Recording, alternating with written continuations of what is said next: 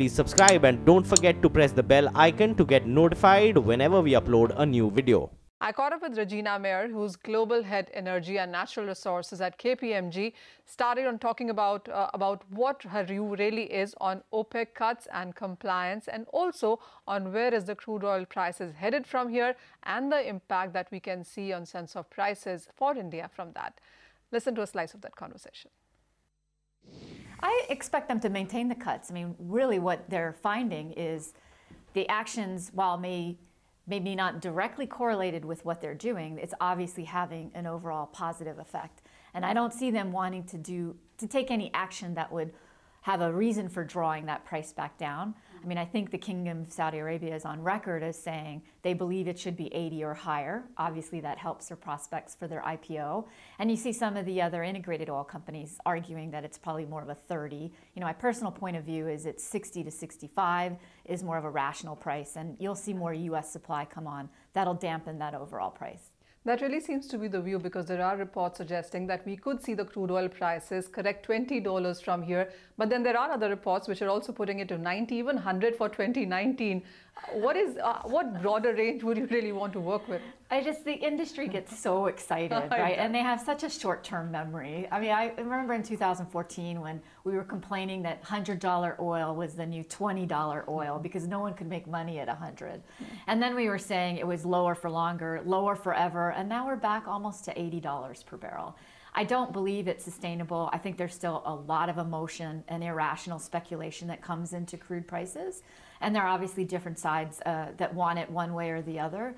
And the current price makes a lot of plays economic. Oil sands becomes far more economic again. Right. Ultra deep water is way in the money. And then, of course, shale, where they were sized to be profitable at 30 or 40, is well into the money. So that then, I think, creates more opportunity for more supply to come on. Well, absolutely. And as they say, that crude is perhaps 80 or 90% politics. It is. It absolutely is. So we have to be careful not to ride the emotional highs and lows associated with that. Right. But talking about India then, and our dependency on imports is huge, 84 to 87%, right, depending on what month you're looking at. So with the crude oil prices on where they are, how do you see India in that light? Well, I think it's a big challenge for India when you are in an environment where you are so dependent on external resources. And we have other markets that look like that, Japan, for example, as well, that don't have their own natural resource capabilities.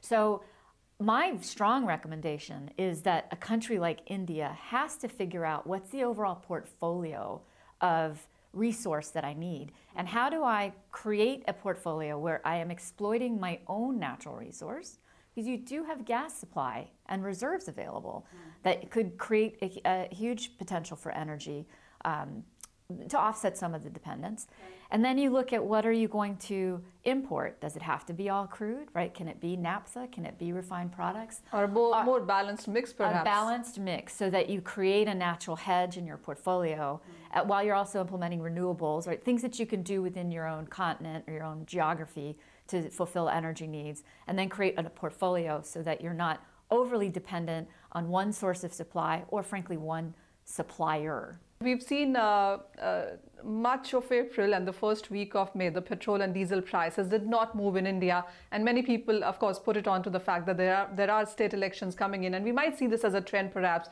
But then again, petrol prices are at a 56-month highs. Diesel prices at a record highs is what we've seen day on day in last 3 days yet again. What is again a strategy that India needs to point in as we look at day-to-day changing prices mechanism here?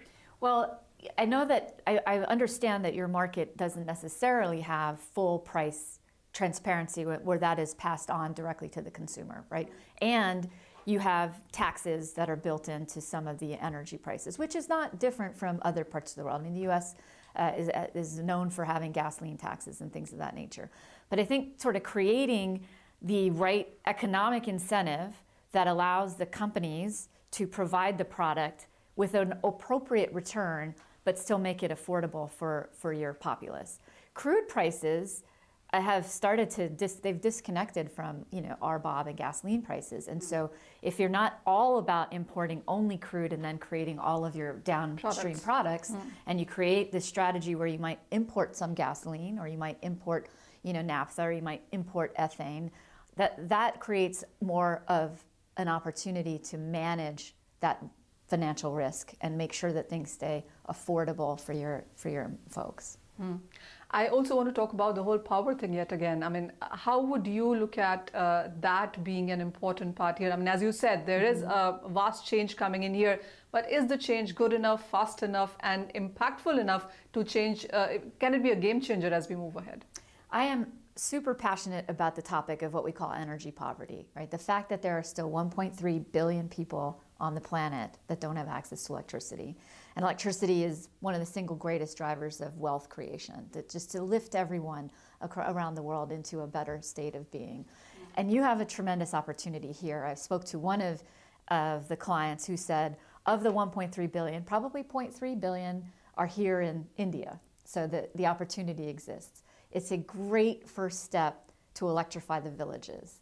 But is that electricity reliable? You know, is it on 24/7? Is it accessible? Is it affordable? Does it go into, you know, every home and abode?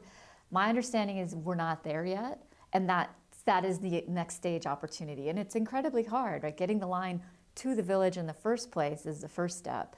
But then making sure that you can get it into the household, right, without electricity theft, and I mean that's dangerous, right? You don't want all those wires hanging from poles and threading into a different type of an abode that you have here. So I think it's a good first step.